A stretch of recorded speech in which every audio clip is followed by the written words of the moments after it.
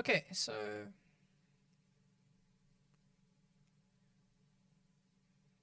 hi everyone and welcome to a Robocop tutorial. And this is going to be like a basic tutorial just to, start from scratch with something, do a couple different functions, um, and work through it with you guys from the beginning to the end. And I'll be obviously recording my screen so you can see all the things that I'm doing. Including opening the different terminals, compiling the functions, all of that stuff. So specifically in this tutorial, we are going to be doing five different things. So we're going to be looking at the beam function again, and specifically we're going to be looking at the beam function and how it relates to like different game modes and stuff like that, or play modes. We're then also going to be getting some basic info. So similar to like this get unum and get my position. So we're going to be doing stuff like that, and we're going to be using those variables quite extensively throughout the rest. We're going to set up some functions that allow us to handle our different play modes or game modes, which is like before kickoff, after kickoff, just so that there's different behavior for each of those, because if you're having two teams on the field, obviously you have to consider a few more things than just when the one team is on the field. For example, if it's the opponent team's kickoff, you shouldn't be running your players headlong into the ball. Then something that's going to be fundamental to, I'm sure, most of your guys' projects and your own code is with respect to getting the player distances and keeping track of those so that you can do some kind of interesting behavior. With respect to like, well, if I'm the closest, then I go for the ball. If I'm not, then I'll do something else. And with these distances, we're actually going to draw them to the screen so we can visualize how they change. And this visualization thing is very important to learn how to use because it is so fundamental in helping debug that I highly recommend it. So those 5 different things are going to be the main focus of this tutorial. Again, this is a beginner tutorial just to start you out, and I highly recommend exploring the code base because there's a ton of functions that are all commented out. Maybe not specifically in this one, but in our current code base, you'll find tons of functions commented out. This is once again like the default original code base, and I chose to use this one just because I want to do everything with you from scratch so you can see the entire process, as well as all the different files involved. So the first thing that I've done, actually, I did this off screen, but I opened the start.sh file and I changed the number of players to 2. And that's because we're just going to be focusing on 2 players for the moment. So that's what you should do. This file basically indicates the number of players within your team. And basically it tells the server how many to load. Okay, so first things first, the beam function. Now if you've gone through that little tutorial booklet, you've seen that the beam function is what we use to like initially place or drop our players onto the field. So this is what it looks like by default, but we're going to be changing that up a bit to incorporate our play mode. So I'm just going to use a basic if statement here to differentiate when our players should be dropped in specific positions and when they should be dropped in other positions. So just simple if else statements. So we're going to say if world model. Now remember, the world model is what we use to get information regarding the world. And then a little arrow here. And if you're using like VS Code, it will pop up with all the child functions that you can find within the world model class. And again, I suggest you go look into what the world model class gives you, and we'll do that after this quickly. And we want to say get play mode. Okay, and we want to check if it's equal to 0. Now, if you're confused, well, what is this get play mode? I think if you go right click on the function and you go to declaration, it opens up the world model.h file, and you can see this function just returns play mode. And if you right click on play mode and then go to declaration, you can see it at the top here. So that's not very useful. So then, okay, open worldmodel.cc, and you can see play mode is equal to these PM enums. Declaration. Okay, here. So that opened the headers file, and you can see all the different play modes. So again, that was just through right-clicking, going to like declaration or definition, and you can see them here. So if we say world model get play mode equals to 0, if we're checking if it's equal to 0, then what are we checking? Well, we're checking if it's before kickoff, if the play mode is before kickoff. All right, so that's where we'll place our agents before kickoff. Cool. So if that is true, then we'll say some stuff like, well, if we've only got if two players, well, we need to differentiate between where we'll place each of them. So we'll use the get unum function, and you can see how that works within the little book that we have. So I'm not going to describe it too much, but it gets the player number basically. And now we're just going to set the different variables, the X and Y coordinates and the angle. I tend to just leave the angle as 0 so that it's facing towards the opponent's side of the field, but you can do what you want with it. So we're going to say minus half field X divided by 2. So that's going to put our X coordinate as, if we halve our side of the field, and we put it in the middle in terms of the X range. And we're going to say beam Y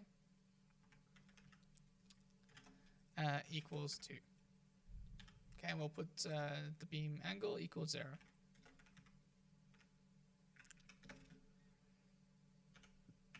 So in terms of left and right, we're putting it directly in the middle of our half, and then we're saying, okay, on the y-axis, we're going to move it up or down. So if player number 1 is going to be at 2, then obviously player number 2 should be at minus 2 if you want to keep it symmetric. But that's up to you as well. So we're going to say here that we'll put, for player number 2, it'll be minus 2 here. So if the play mode is 0, beam our agents here. Okay. Now, you could do other stuff like if the play mode was something else, but because the beam function is utilized before, or when you're placing agents initially, you don't really have to do anything else. So we're just going to leave it like this, but that's how you can incorporate it if you want to. Cool. So that's the beam function. Now, the step 2, so that was step 1, utilize the beam function, place our agents, and actually, while we're about it, let's just compile this and see that in action. Let's just see it's returning some demo circle thing, so that's fine. I'm just going to tell it to return skill stand, so I'm just going to copy that. So our agents will stand still initially. Okay. So again, you need to open your terminal. So this is what you'll do like at the beginning every time. Depending on how you installed it, it would either be Robocup NVIDIA or I think Robocup SMI. And this is using the Singularity instance. So then this terminal pops up and you got to open those 3 things, right? The server, so what is it? RCSS server. So I just typed a few and then I press tab and it autocompletes. So we've got to run the server. That's all good. You can then open, or if you right click, you can open a new tab. And we're going to open the visualizer. So that's like RoboViz. Is it RoboViz /RoboViz? .sh. I forgot what this was, to be honest.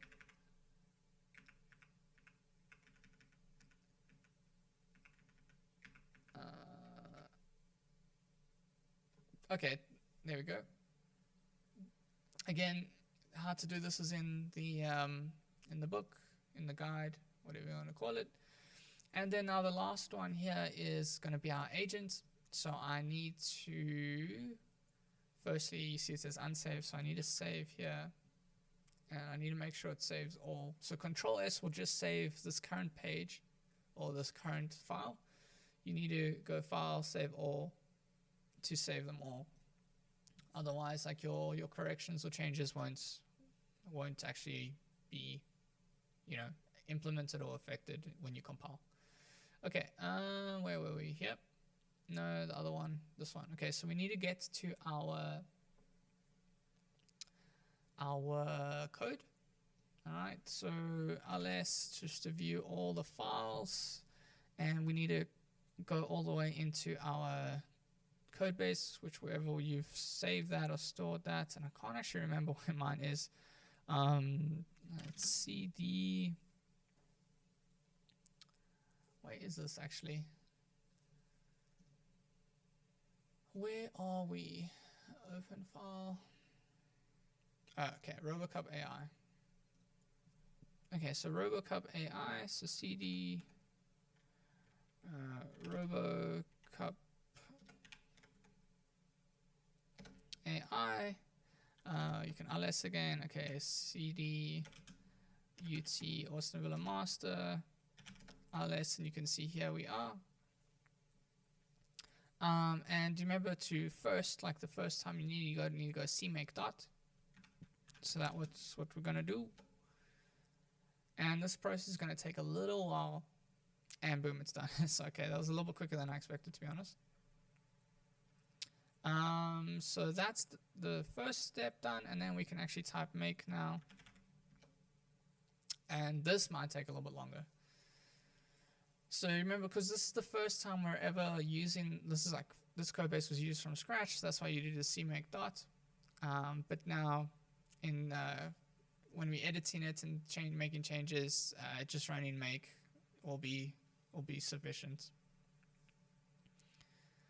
And just for those of you that don't remember, the start.sh file, this isn't like part of the compilation, so you can actually change this afterwards and it'll be fine. Cool, so this is just busy going. We're gonna have to wait a little bit, but perhaps through the magic of editing I skip it, or through the magic of laziness I don't skip it.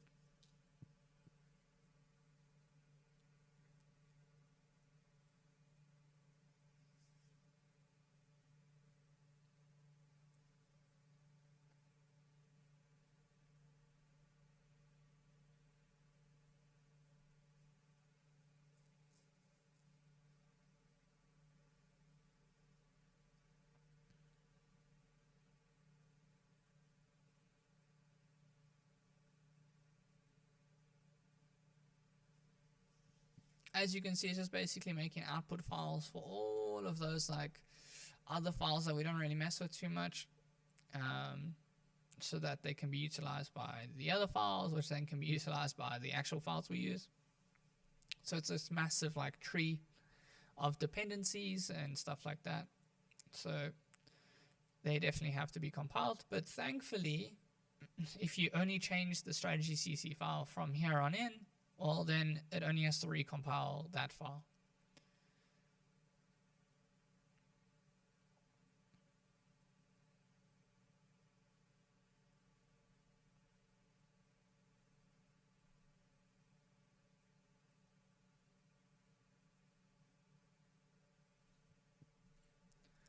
If I just pop over to the visualizer, you can see that it's currently running. And it's running because we had the server running, so it's connected to the server, which is all good.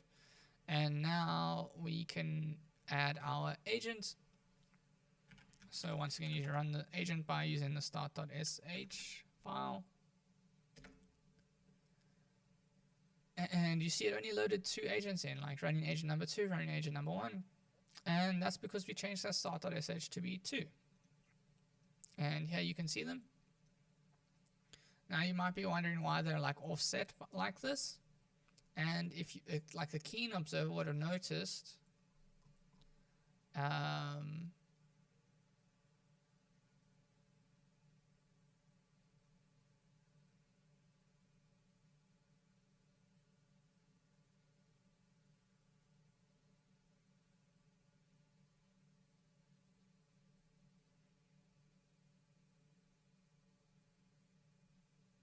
Actually, I'm not sure.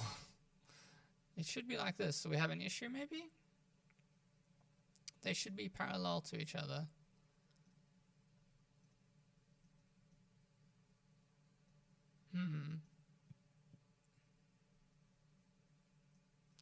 So we just changed this to like a very arbitrary number, just to see that I am running the right code.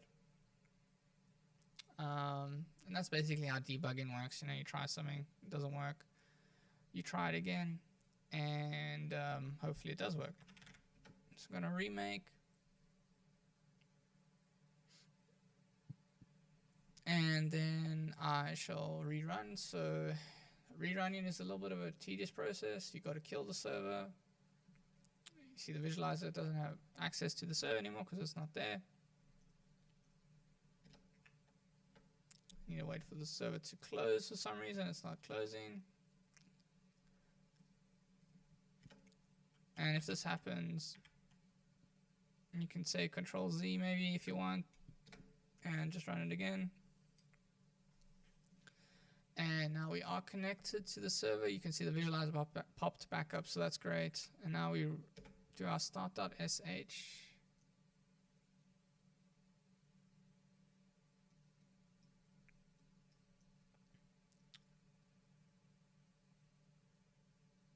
Okay, so it is definitely using the right code. I'm not too sure why this placement is not exact.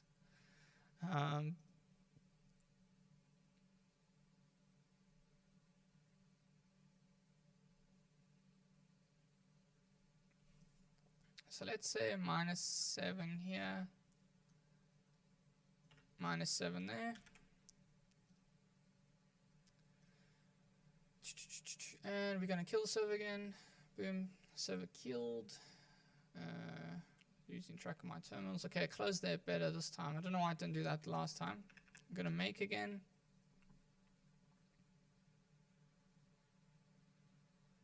Alrighty. We need to rerun the server. Server's connected, as you can see in the background. Start.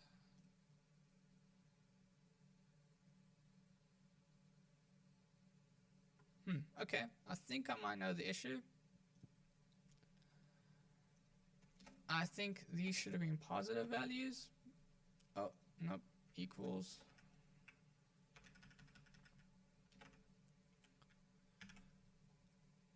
Okay, that's all saved. Once again, kill the server. And we need to run the server, or make the agents again. Run the server. Add the agents again.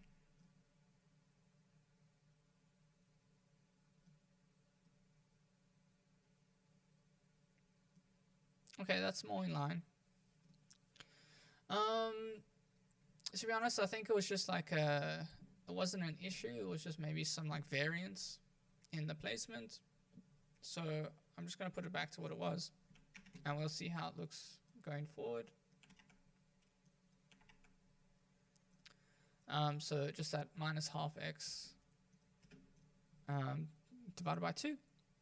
Cool, and this was 2 and -2, which is fine. And so we got it set up. So that was working all right. So moving on to step 2, we want to get some basic info, and we're going to do that here. So within the select skill, we want to define our player number. So I'll leave the return skill stand there for now, but we're going to define an integer variable called player number. And I did the underscore, but that's just like a name, right? It's just the name of the variable. It's underscore player number. You could just have it like that if you wanted to. It's just the name of the variable. It doesn't really matter too much. Could be anything. And we're going to get that player number once again. So that's that world model get unum function. And now we also want to get the play mode. So play mode, and once again it's world model get play mode, get play mode. Cool. And we can do another one that is world model. Actually, no, we won't do that. We can get our position. So vec position underscore my position, or my pos. It's a good name for it. And we could say world model, and get my position, which is a handy function that is defined for us. Get my position. And once again, if you're like, oh, how do we know these exist? Well, you can go to definition, and you can see it's in the world model.h file. So the exact function will be in the world model.cc file, and it will be in here. So I'm just going to search for it. Get my position. No results. Is it a capital G? Perhaps. Oh wait, sorry. World model returns my position. Okay. And where is go to that declaration? Oh, it's yeah. And you can see my position is a vector pos type. So it has that XYZ positioning. And this is initialized in the initialization phase of the world model class. So it will be set when defining the world model class, which is updated each time the code runs. Cool. So we have a few different variables that we're going to be utilizing. Our player number, player mode, and my position.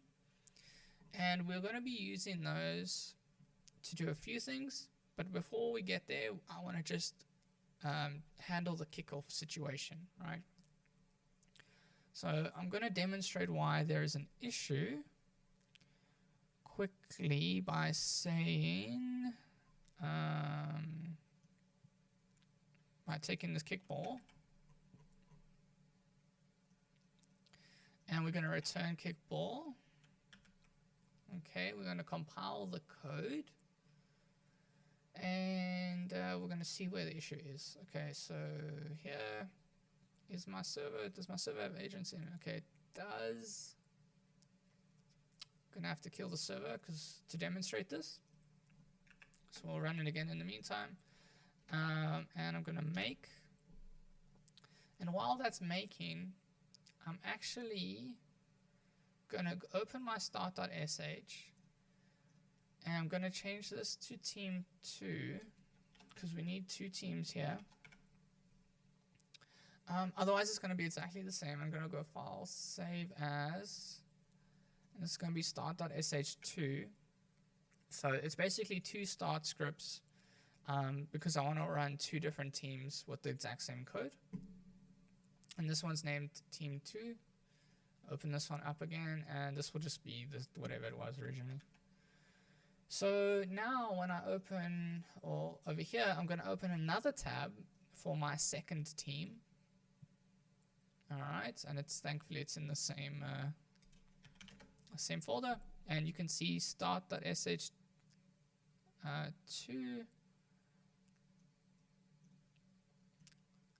I wonder if this is saved as a text file by mistake. So we're just going to run it and see what happens.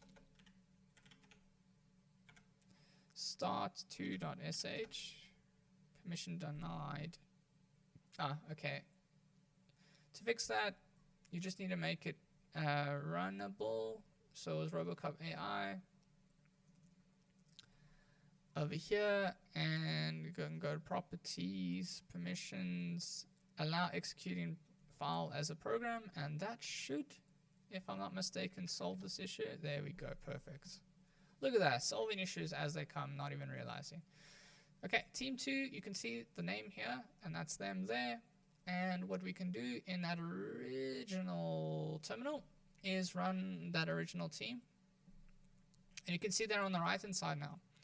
So how it works is that the first team you load will be loaded on the left, and the second team you load will be loaded in on the right. Okay? And you can see this was that other team. UT Austin Villa base, and now we have team 2 here. Cool.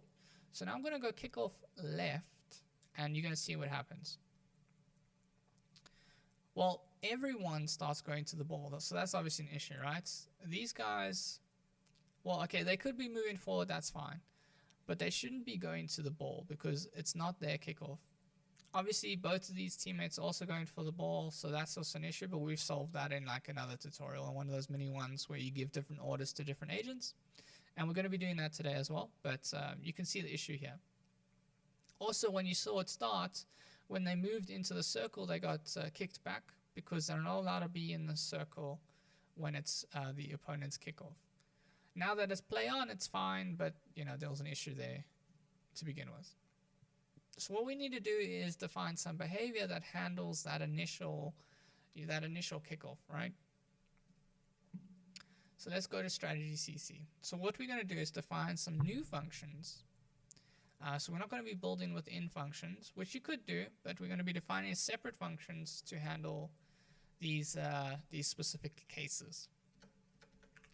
So we're going to define a skill type function, or a function that returns an object of type skill type, and it's going to be called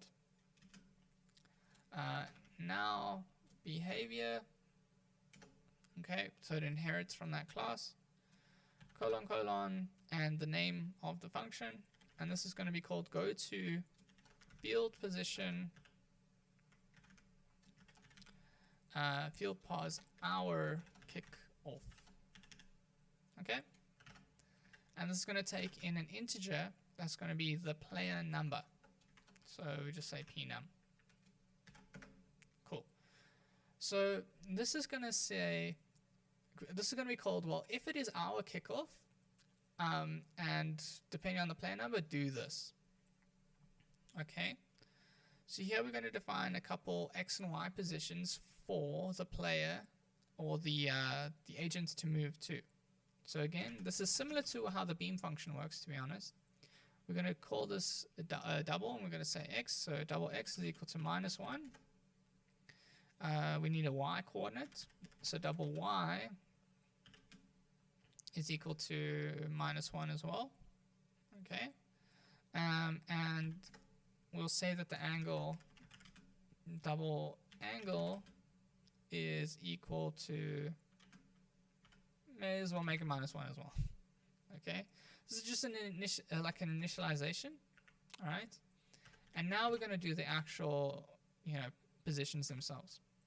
So that first part is not really important as long as you define the variables. So here we're going to say if pnum is equal to 1, so if it's player 1, you need to go to some specific locations. So we need to set these variables. So I'm just going to copy them so I don't have to retype them. And I'm going to get some nice alignment going just for visualization, and it's good to keep your code neat. Okay, so the first one's going to be, well, if your player number is 1, I want you to go to X position 0 and Y position 0. Okay, and this is if it's our kickoff. So this is the very center of the field. Okay, so that's where the ball would be. And I'll say your angle can be 0 because you want to be facing the opponent's goal. Else if, okay, our pnum is equal to 2, you need to do something else, right? So this is going to be like the other player, like the supporting player. So what we're going to do, just copy this guy, place him in here, and now we're going to pick some other positions. So we want him to be relatively close to the center. By center, I mean like left and right, that center. So we're going to say -0.5. All right, and then the Y, we're going to say let it be 3. Okay, so that's going to be up or down variable. So you'll see now when we visualize this how that looks. Okay, and what we're going to do is then we're going to return the go to target function. Okay, so if you see here, there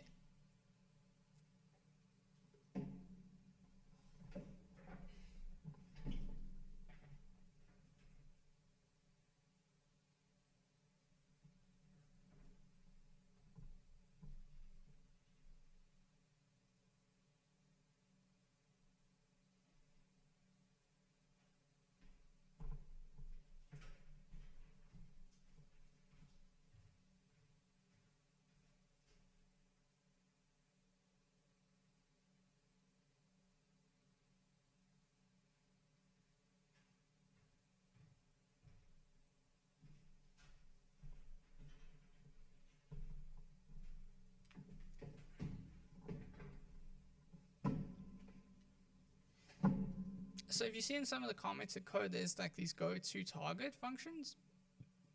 So we're going to just like hijack one of these. So I'm going to take go to target and we're going to return, but the target's not going to be the ball. Okay. It's going to be a vec position. Okay. Vec position. And what's the position? Well, it's X, Y, and the angle. All right. Okay. Go to target is undefined.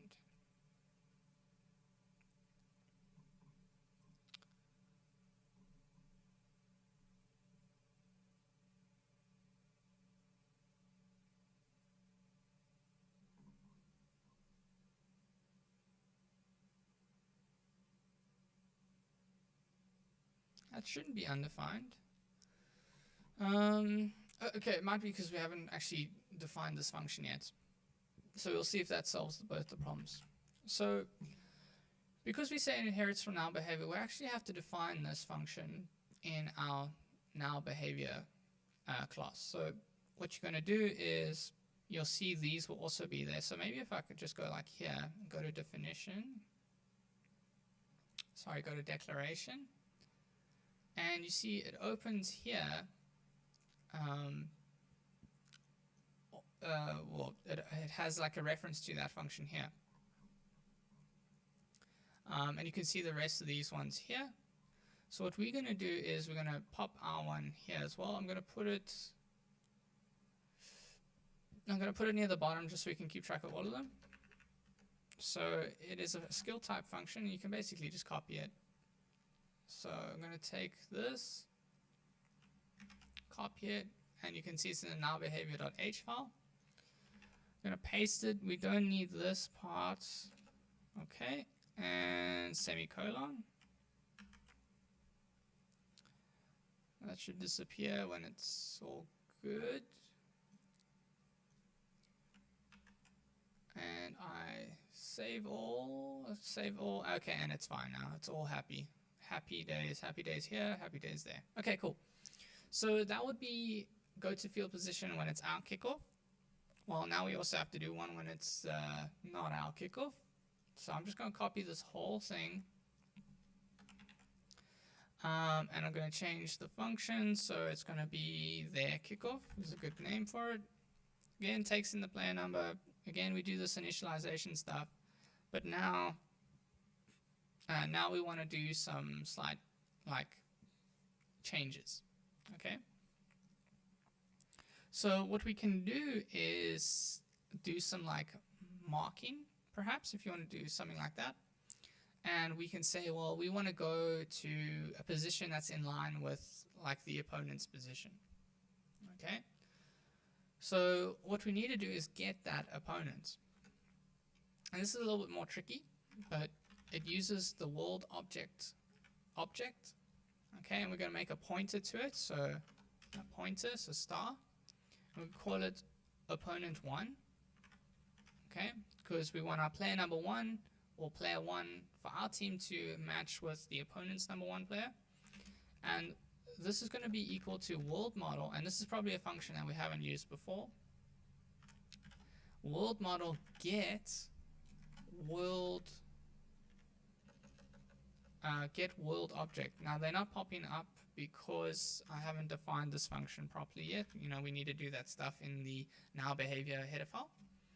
So I'm just typing the whole thing, but ordinarily it would pop up. And I think actually for your sake, I'm gonna do it now just so you can see what I'm talking about when I do this next step. So I'm gonna copy this and place it here. So now we've got their position and our kickoff, their kickoff. Save this file, and I'll actually remove this and we'll redo it.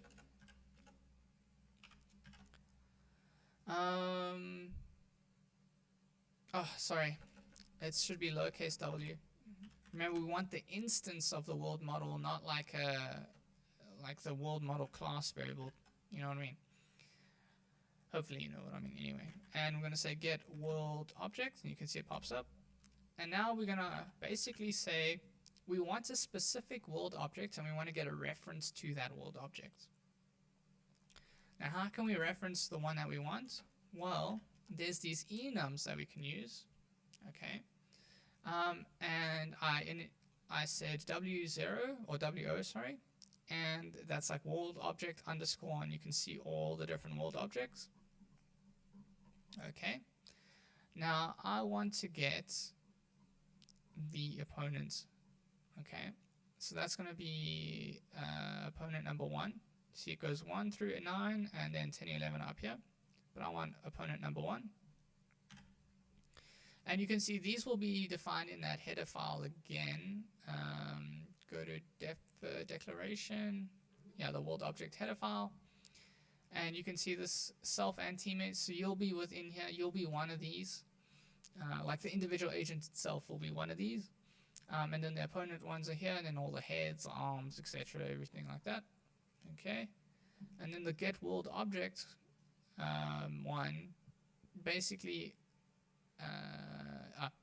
it looks through that like array of world objects for the world objects referenced to with this index, and it will return a reference to that. So this guy's basically opponent number 1, right? And it's a type world object, so we can use all the information regarding world objects to you know, get its position, for example.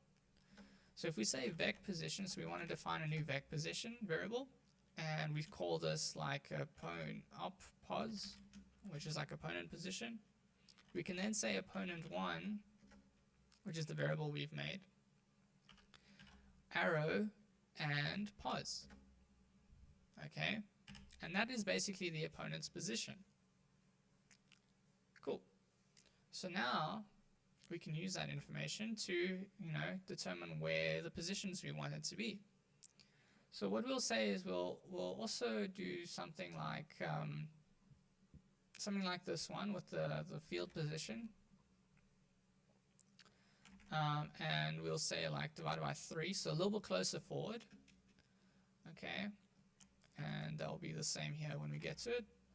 But now the y, we want the y to be in line with the y of that opponent 1. So we'll take op pos, okay, and we'll say dot get and then y, and this returns the y variable of the 3-dimensional position variable of vec position. So now y is equal to that. I'm missing a semicolon there. So that means it'll be in line. So that's good. Okay. So now the other thing we can do is repeat the process for player number 2. And I just copy paste this code here, and we could just make this variable number 2 just so you guys follow. And then this would also be 2 because we need to reference a different world object. And I'm just going to copy this here as well because it's basically exactly what we want. Cool. So now we've handled kickoff when it's we've handled the field position kickoff when it's their kickoff. So now the only thing that we need to do is basically call these functions at like a specific time, you know, when it's relevant. So we can do that here. Cool. So then it comes back down to what is that play mode. So if play mode, alright. Actually, before we get to play mode, there's another thing that's important to know. The play mode only tells you if it's get kickoff left or right. Okay? It doesn't tell you what position of the field you're on. And that is important to know, because without knowing the position, it doesn't tell you the side of the field that you're on. Now, without knowing the side of the field, you can't really do anything anyway, because you could be on the left and it could be kickoff left, but without knowing you're on the left, it doesn't help. So there's one last function that we need to look into, and that is the side. So what we'll do is we'll say int, and actually let's keep them all together. int underscore side, okay, and this refers to the side that that we're on. So side is equal to world model get side. You can see you can also get the score and everything like that, which is kind of cool. Maybe you do some more aggressive play when you're behind, more defensive play when you're in front. That's something that could be definitely looked into.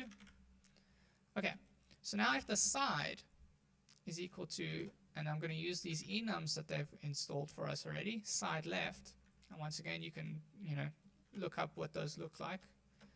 It's just an integer basically, and we have an else statement, okay, for when it's basically side right. We can then do a few things. So if the side is left, if my side is left, and the play mode, okay, is equal to PM, oops, that needs to be inside the brackets. So if the play mode is equal to PM underscore before kickoff, sorry, kickoff left, where is that? Kickoff left. So that means we're on the side and it is our kickoff. Then we need to do a few things. And what is that? Well, we just go to, we return this function, right? This one here. Okay, so that's what we're going to do. That is what we are going to do. So we want to return, go to field position our kickoff. Okay, and we need to give it the player number, and we have the player number, which is this guy here.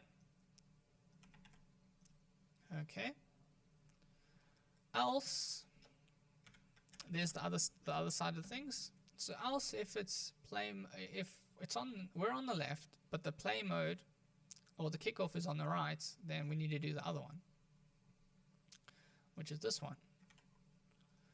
So here we return, go to kickoff, go to field position for their kickoff. Don't forget to put in all your semicolons and all that stuff. Cool.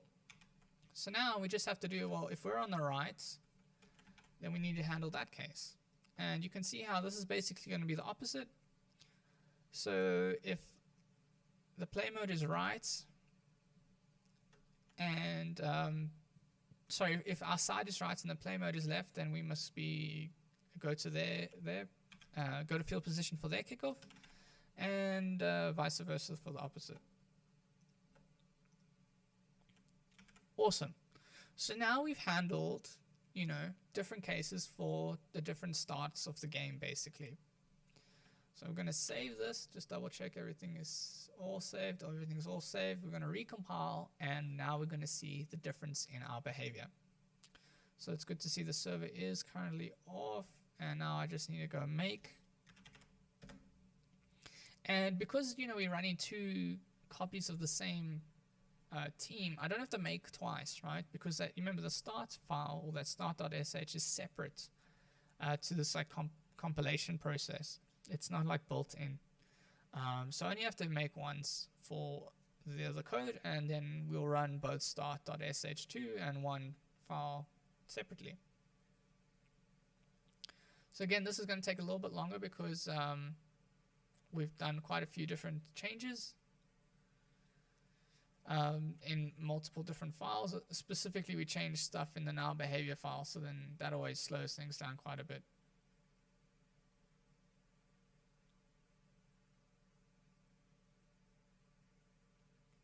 And that's mainly because so many different files, you know, inherent from that one. Cool, but it is done. So we can go start.sh and we'll load the one team in on the left. But the server's not up, so I kind of made a little bit of mistake there. A little bit of mistake, don't mind me. And we're going to go start.sh2. Cool. And you can see, even though I changed back to that -12x, you can see they're actually in line now. So I don't know why it was making that issue in the beginning. That's just one of these things. Okay. So I'm going to go server kickoff left, and I'm going to hope that the left hand side team goes to the ball, and then the right hand side team comes forward but doesn't go all the way. They're like, you know, don't fully commit. So kickoff left. Again, both our players are going to go there, so we might need to change that if we want. Looks like they are all going for the ball.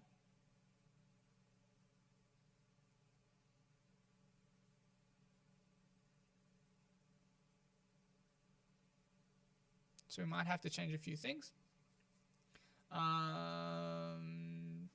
Kill server. And let's just quickly look back into our code.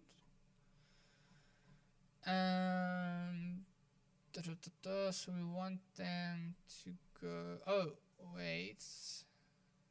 Yeah, that should be fine. That should be all good there.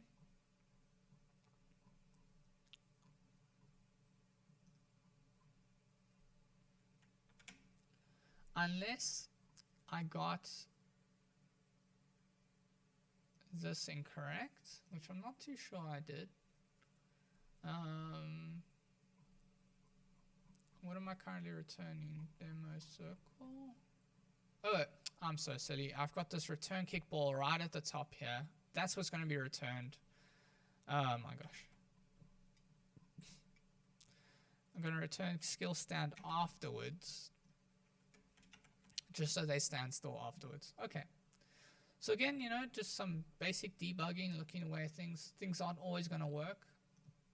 So you just got to be able to adapt to that. Run the server, make the base, or make the code.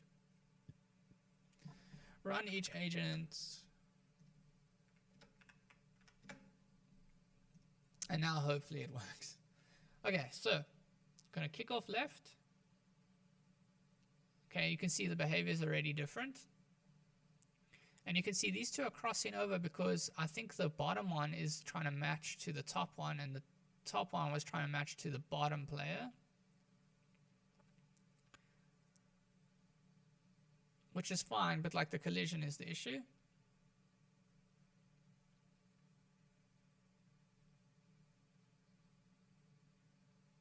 And now they're just moving to their positions. And you see they're matching each other quite nicely. Because they're all both doing the same code, you know, that's what's going to happen. Cool, so that's kind of working the way we want it. Not ideal, but it is what it is. Okay, now the one thing you might have noticed is that it gets stuck in here and it doesn't go to skill stand when it's no longer this. And that's because the side will be left and then it will come here and it'll go else and it'll always do the else statement. So to get around that, you could have had the player mode as the first if statement and then come into this. But we're just going to cheekily go around that and say if play mode is not equal to PM, and we're going to say play on. Now, obviously there's more play modes other than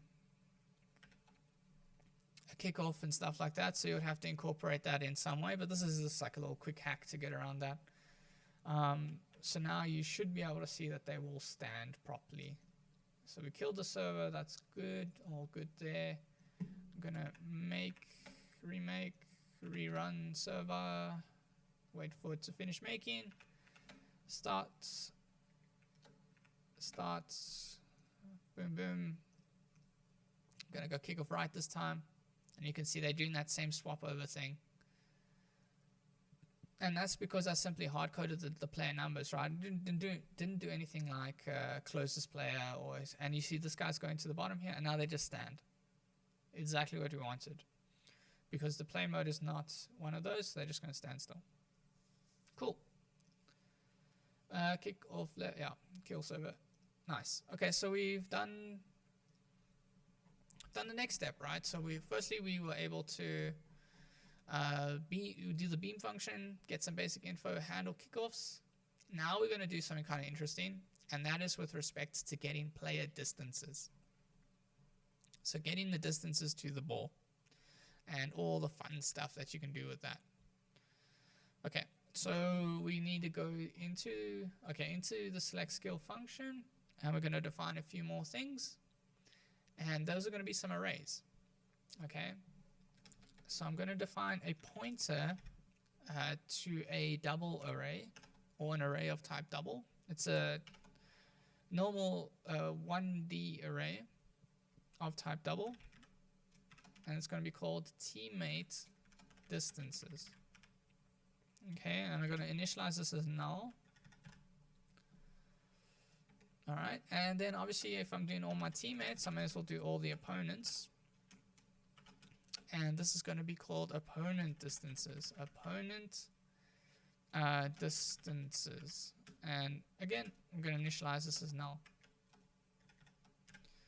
And what these 2 pointers are going to be, they're going to be pointers to 1D arrays that store the distance, okay, from each player to the ball, okay, including myself.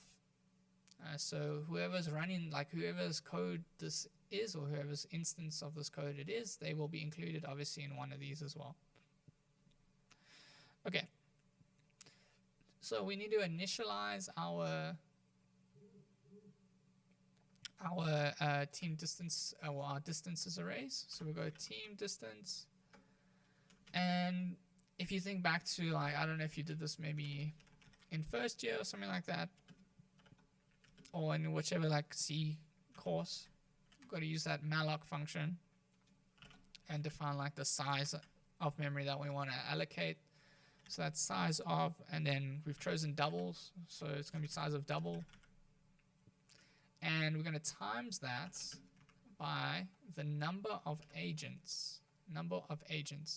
Okay? Or you can just say 2 in this case, but yeah, number of agents. Okay, so that's that, and then we'll do the same for the second one.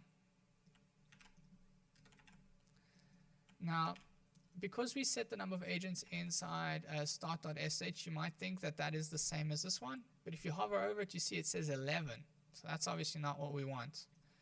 So this is something to remember. If you do change this, be careful to change it back if you do change things in the future. So go to declaration, and I'm going to change this to 2. You see this opened up the headers file. Okay, so I changed it to 2, ignore that. And yeah, just like I said, just remember if you're going to change it back to, if you're going to change the number of players, just remember to change that. Okay, so you see now it says 2, so that's all good. Okay, so now we need to actually calculate these distances. So I'm going to define a function that does that. So I'm going to put it at the bottom here after this one, and I'm going to say void, okay, because I'm going to pass the pointer. I don't need to actually return anything. Now behavior, now behavior, okay, colon, and we're going to call this distance to ball array, teammates. All right, and it's going to take in an int for like my number, which is like the player number, and it's going to take in that pointer. So double star, does this pop up for me?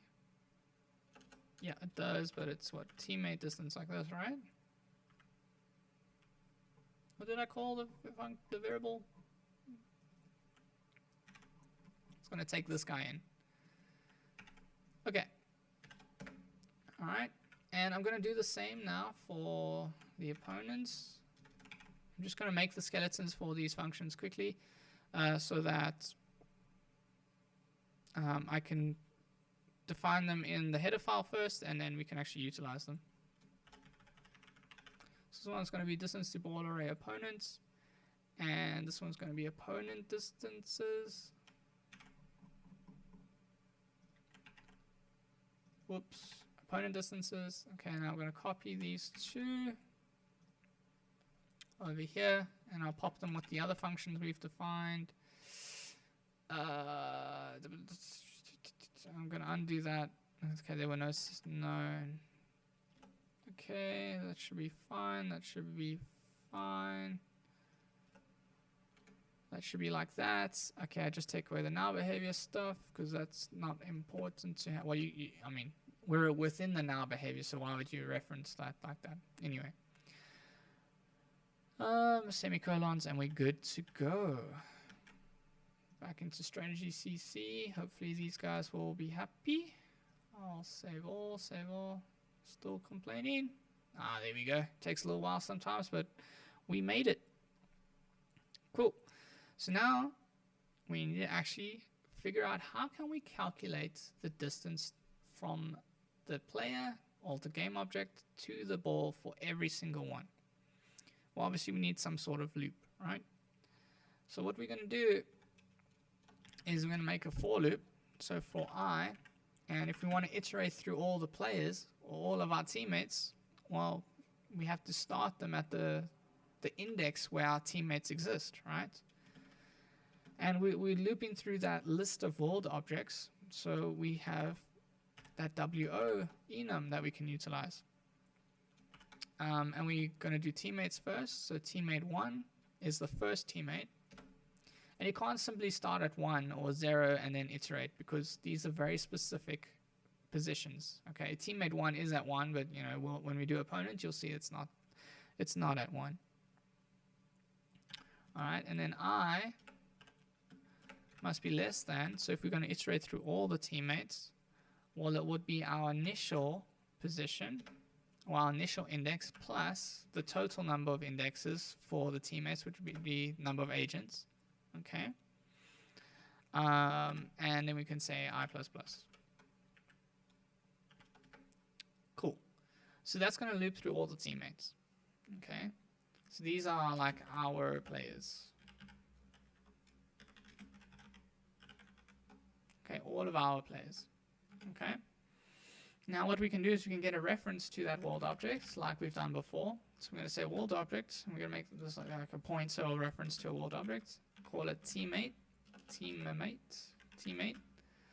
Okay, and this is going to be equal to world model get world object, this one, and remember we have to give it an index. Now our index will be I, okay, because initially it will be just this one, and then it will be this one plus 1, and then plus 2 is there's more than 2 players, and so on and so forth. Okay, and then once again we can get that position of this this world object. So we're going to define a vec position, and we're going to call it systemp, call it whatever you want. And this is going to store the position of that teammate.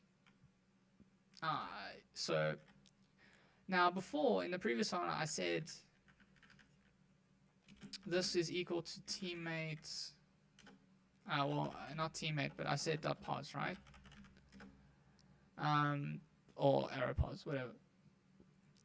Now, I can't just do that, and this was an interesting thing that we found out. And that was the reason for that is we can't use this function here, or we can't use it to get the position.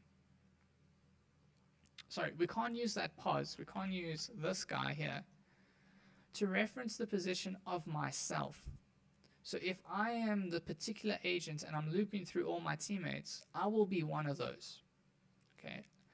And when I reference myself, I can't use this pos variable. It just doesn't work for some reason.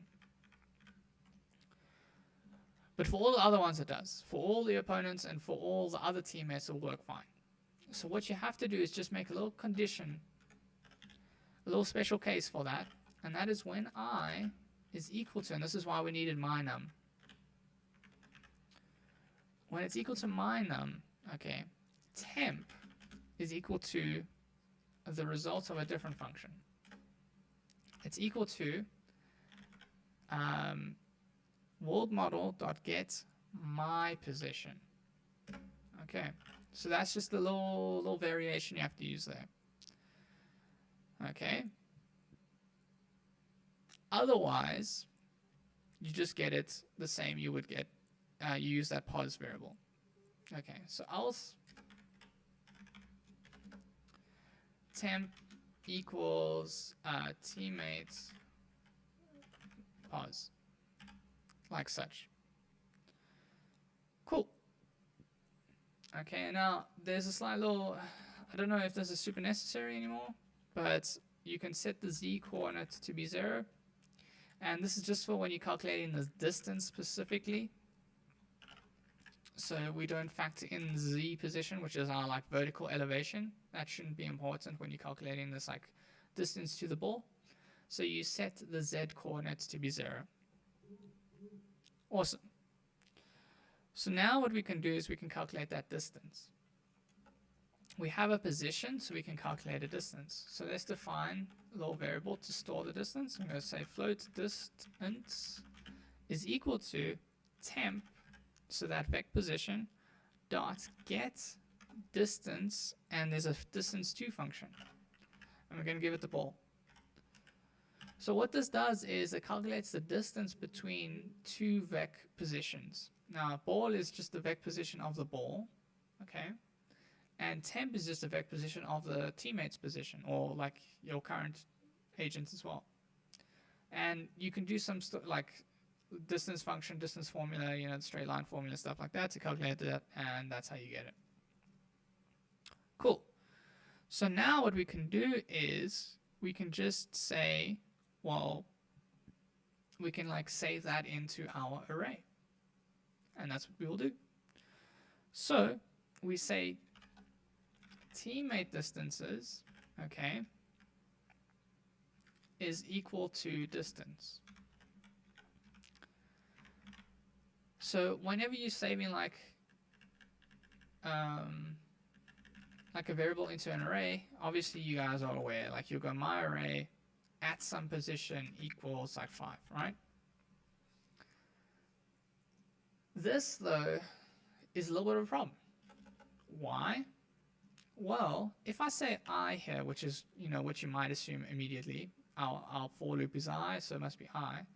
If I say that, then we have issues, because our I doesn't start at 0, but our array index should start at 0.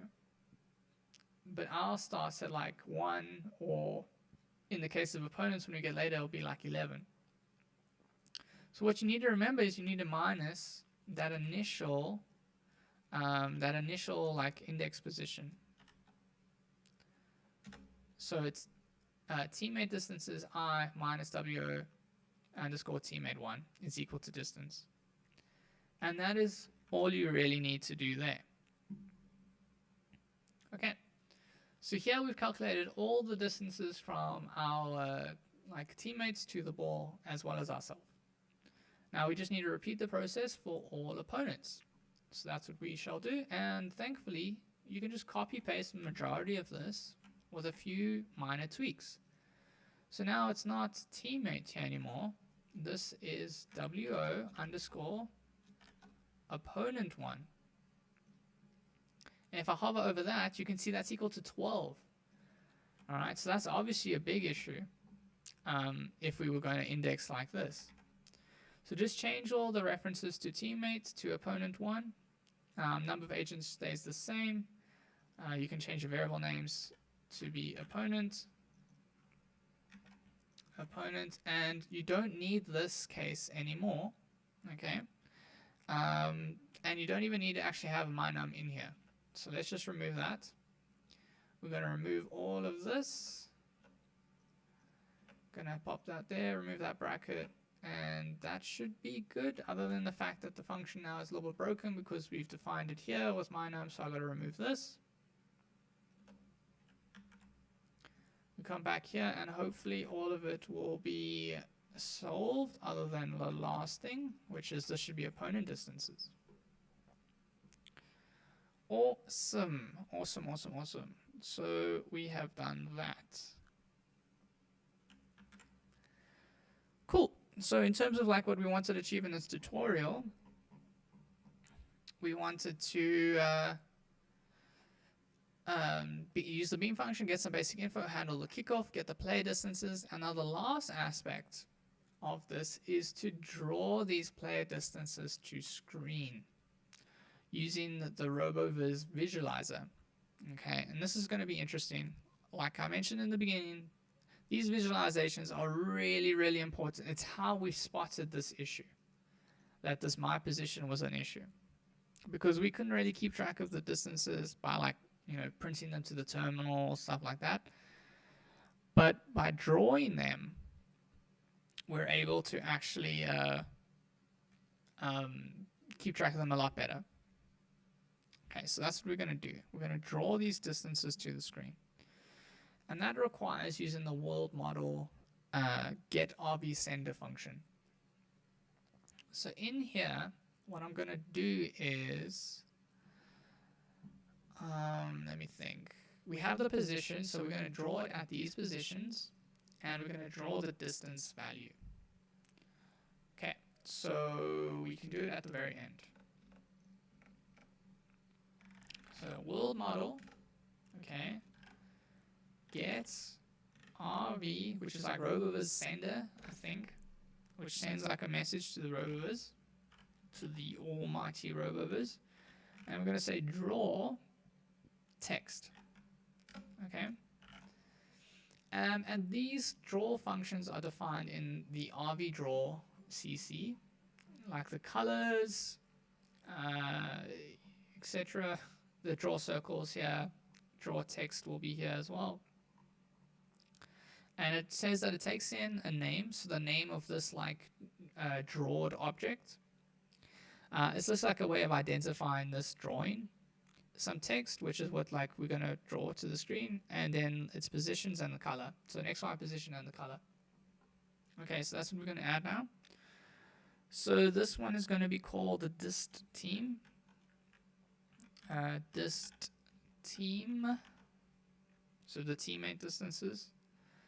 Alright, and then we're going to use the standard string, like standard toString built-in function. And then how I figured out how to do it like this, well, you can just Google like how to convert double to string using C++, and it will tell you. And this is what it might say. There might be other solutions. There might not be other solutions. All right, and we're going to say temp dot get x for the x, okay, and then we're going to say temp dot get y, okay, but this will draw like, because there's two teammates, right? One teammate will draw himself and the other teammate's position, and then the other teammate will draw himself and basically myself in that case, and I'll draw it on top of each other because they're the same distance, all relatively close. So I just want to offset this based on my number, okay. So I'm going to say plus 5 times, maybe 5 is a bit excessive, maybe plus 2 times my num. Okay, and hopefully that will just offset the positions of these texts, so you can see each person's understanding of the other person's position. Alrighty, then we're going to say 0, 0, 0, and that's black. Now you can go back into that RVDraw thing to see all the different colors. We'll do a different one for the opponents, but you'll be able to see it there. Alright, I'm going to copy this one, and I'm going to place it down here, and this is going to be dist op.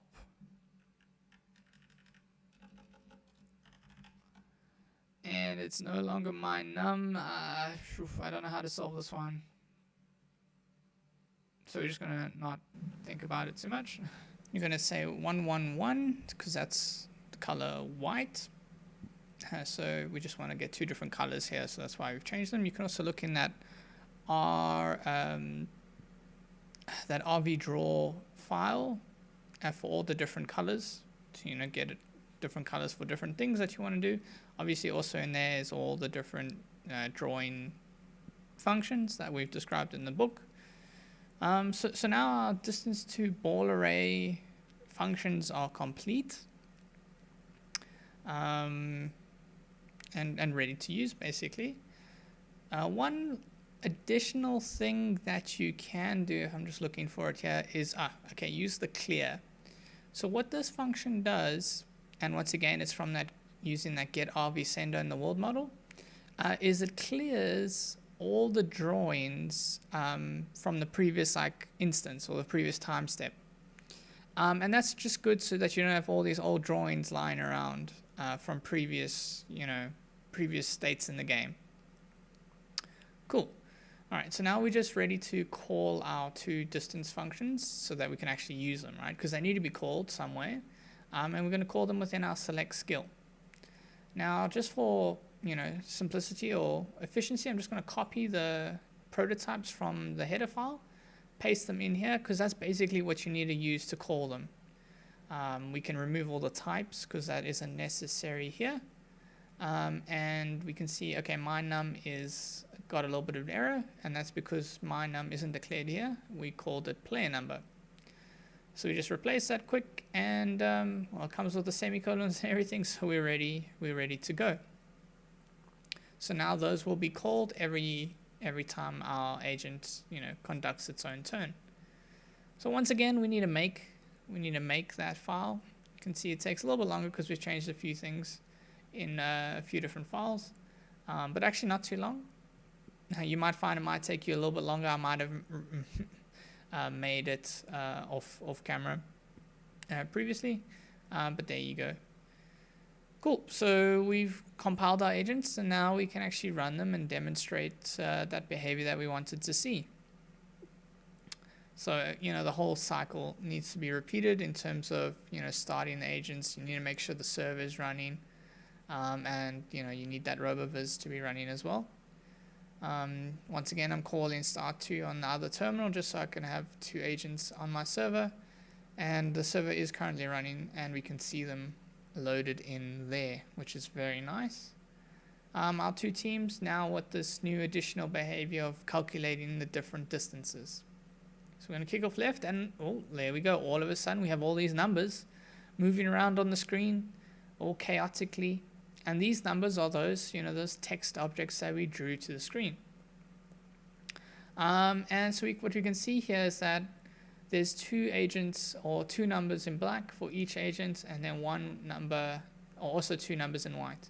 And that's because remember every agent on the field is running the same code, so they're all drawing their own versions of that. So what you want to see is that the numbers are similar. With respect to the black ones for each agent and the white ones for each agent, and we can relatively see that they are they're off incrementally by small margins, but in general they're pretty good, and that's exactly what we're looking for. And you can see now agents are standing still because that's the behavior that we said when play on, but those numbers are moving around, their positions are moving around, and those values are changing. And that's because of how information is actually gathered by the individual agent. Now, the server doesn't just tell it all the information and the exact information of where the other agents are. It uses this camera, and that's the view that you're looking at now, to detect using a technique called computer vision. There's a little bit of a complicated method, but it's a way of processing images to identify different objects. And through identifying those different objects, you can determine their position, and with the position, you can obviously determine the distance. So that's all handled for us within the code base using some different techniques and Kalman filters and stuff like that. So you don't have to worry about that too much, but just you have to understand that there is a variability in the information that an agent has. For example, if the agent can't see the ball, the last known position of the ball will be used to calculate its position and distances and stuff like that. So that's a little bit of something to take into consideration. But luckily enough, you see the head swings almost full 360, so you get a lot of information. But that variance is basically due to that movement and that process. So yeah, that's basically it for this tutorial. We've done quite a few things. The beam function, making different scenarios for different game modes or play modes, and calculating the distances, which will be utilized in many tutorials to come. So thank you, and hope this is something that's easy to follow and that it makes sense to you guys.